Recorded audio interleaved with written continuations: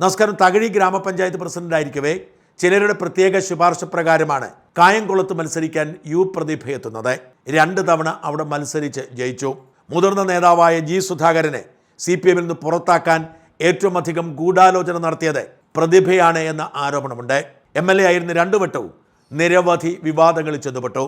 G സുധാകരനൊക്കെ പുറത്തു പോകുന്ന സാഹചര്യം ഒരുക്കുന്ന തരത്തിൽ പാർട്ടിക്കുള്ളിലെ ആഭ്യന്തര കലാപത്തിന് തുടക്കം കുറിച്ചത് ആദ്യ ടേമിൽ തന്നെയാണ്. 2ാം ടേമിലായപ്പോഴേക്കും പ്രതിഭയുടെ വാക്കും നോക്കും അതിര് കടന്നു. മാധ്യമപ്രവർത്തകരെ ശവന്തീനികൾ എന്നിവരെ വിളിച്ച് അധിക്ഷേപിച്ചു. മകൻ ലഹരി കേസിൽ അറസ്റ്റിലായപ്പോൾ മകനെ വെള്ളപൂശുന്നതിന് വേണ്ടി മാധ്യമപ്രവർത്തകരുടെ പുറത്ത് കയറി. മകന്റെ പേരിൽ കേസെടുത്ത പോലീസ് ഉദ്യോഗസ്ഥന്മാർക്ക് ബുദ്ധിമുട്ടുണ്ടാക്കി. ഉന്നത സ്വാധീനം ഉപയോഗിച്ച് ആ കേസ് അട്ടിമറിച്ചിട്ട് നീതിമാൻ ചമയാനെത്തി. ആത്മവിശ്വാസത്തോടെ 3ാം തവണ തെരഞ്ഞെടുപ്പ് രംഗത്തിറങ്ങിയ പ്രതിഭയ്ക്ക് ആദ്യം തന്നെ തുടക്കം പാളിയെന്ന് ബോധ്യപ്പെട്ടു. അതുകൊണ്ട് ഒരു സെന്റിമെന്റ് ഉണ്ടാക്കാൻ വേണ്ടി ഇല്ലാത്ത ഒരു വിഷയത്തിന് പുറത്തെ പൊട്ടിക്കരഞ്ഞുകൊണ്ടായിരുന്നു രംഗത്ത് വന്നത്. ഒരു വിവരം കെട്ട പ്രാദേശിക നേതാവ് എന്തോ വിവരക്കേട് പറഞ്ഞതിൻ്റെ പേരിൽ പ്രതിഭ പൊട്ടിക്കരയുകയും അതിൻ്റെ പേരിൽ സ്ത്രീത്വത്തെ അപമാനിച്ചു എന്ന തരത്തിൽ UDFനെതിരെ വലിയ വിവാദമുണ്ടാക്കുകയും ചെയ്തു. അങ്ങനെ അതൊരു തരംഗമാക്കി മാറ്റാൻ ശ്രമിക്കുന്നതിനിടയിലാണ് എതിരാളിയായിരുന്ന M. ലിജു ഒരു ചടങ്ങിൽ വെച്ച് വൈകാരികമായി കണ്ണു തുടച്ചത്.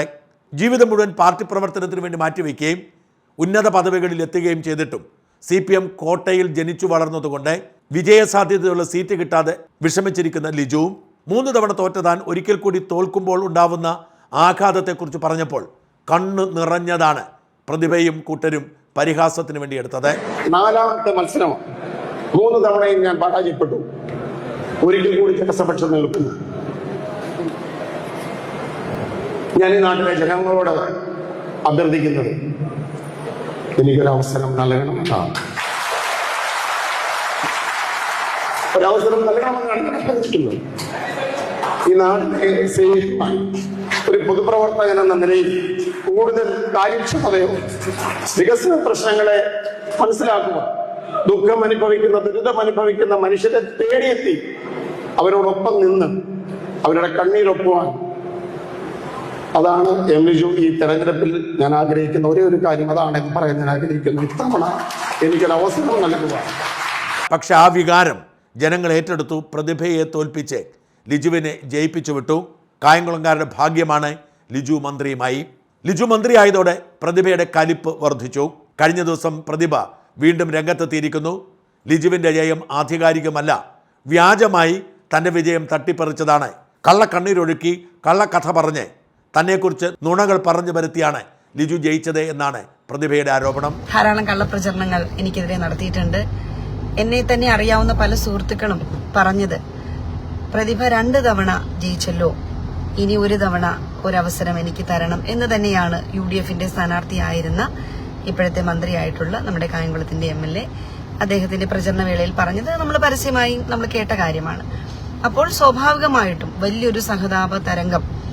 പ്രതിഭ ഒരു വലിയ വില്ലത്തിയുടെ സ്ഥാനത്ത് വന്നു, 2 തവണ MLA ആയിട്ടുള്ള പ്രതിഭ. അതേസമയം നമ്മൾക്കറിയാം തൊട്ടടുത്ത മണ്ഡലമായിട്ടുള്ള ഹരിപ്പാടാണെങ്കിലും ഒക്കെ തന്നെ സിറ്റിംഗ് MLA-മാർ എത്രയോ കാലമായിട്ടുള്ളവർ മത്സരിച്ചപ്പോൾ അവിടെ സഖാവ് ജിസ്മോനെ പോലുള്ളവരൊന്നും ഇത്തരത്തിലൊരു ക്യാമ്പയിൻ അവരെടുത്തിട്ടേ ഇല്ല. അത് ആണ് ഇടതുപക്ഷവും വലതുപക്ഷവും തമ്മിലുള്ള വ്യത്യാസം. നമ്മൾ വളരെ സ്ട്രെയിറ്റ് ഫോർവേഡ് ആയിട്ട് ക്യാമ്പയിൻ ചെയ്തു.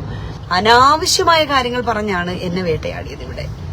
അത് പറഞ്ഞുകൊണ്ട് വീടാന്തരം കയറി എന്നെപ്പറ്റി അപവാദ പ്രചരണം നടത്തിയതും എനിക്ക് വേണ്ടപ്പെട്ടവരുടെ വീട്ടിൽ കയറി എന്നെപ്പറ്റി അപവാദ പ്രചരണം നടത്തിയതുമൊക്കെ ഞാൻ അറിഞ്ഞിട്ടുണ്ട്.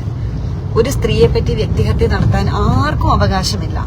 അവരുടെ വ്യക്തി ജീവിതം അവരുടെ മാത്രമാണ്, മറ്റാരുടേതുമല്ല. ശരിയായ മാർഗത്തിലല്ല UDF കായംകുളത്ത് ജയിച്ചതെങ്കിലും ജയം തന്നെയാണ്. ആ ജയത്തെ അഭിനന്ദിക്കുന്നു. പക്ഷെ ആ ജയത്തിന്റെ കാരണമായ കാര്യങ്ങൾ ഇതായിരുന്നു എന്നുകൂടി ഞാൻ പറയുകയാണ്.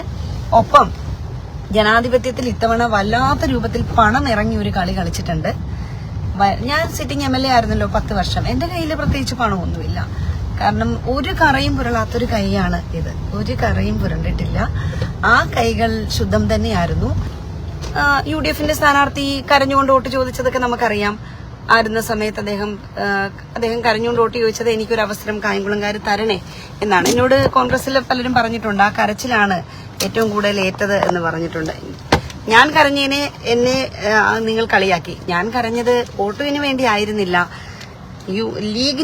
ലീഗിന്റെ നേതാവ് എന്ന് പറയപ്പെടുന്ന ഒരാൾ ഒരുപാട് അനാവശ്യം വൃത്തികേട് പറഞ്ഞ സമയത്ത് മാധ്യമങ്ങൾ തുടർച്ചയായി ചോദ്യം ചോദിച്ചപ്പോഴുണ്ടായ ഒരു സ്ലിപ്പ് മാത്രമാണ്. അല്ല, വോട്ടിന് വേണ്ടി ഞാൻ കരയത്തുമില്ല, കരഞ്ഞിട്ടുമില്ല.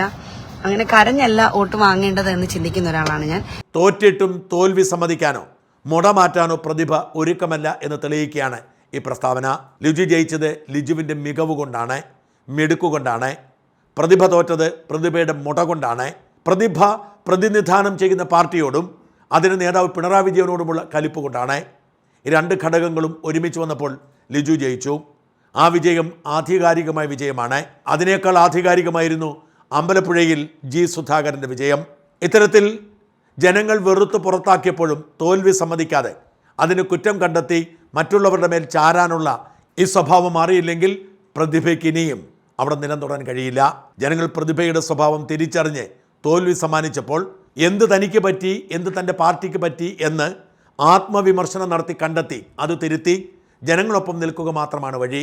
ലിജു മന്ത്രിയാണ്, MLA ആണ്, സാധാരണക്കാരനായി വളർന്നു വന്ന് സാധാരണക്കാരനായി ജീവിക്കുന്നവനാണ്. ലിജുവിൻ്റെ പ്രതിഭയുടെ തിളക്കം കുറിക്കാൻ പ്രതിഭയ്ക്ക് സാധിക്കില്ല. അതുകൊണ്ട് തന്നെ ലിജുവിനോടുള്ള അസൂയ ഒഴിവാക്കുക, നാട്ടുകാർക്ക് വേണ്ടി എന്തെങ്കിലും പ്രവർത്തിക്കുക, മകൻ്റെ കുറ്റകൃത്യത്തിന് നാട്ടുകാരുടെ പുറത്ത് കയറാതിരിക്കുക.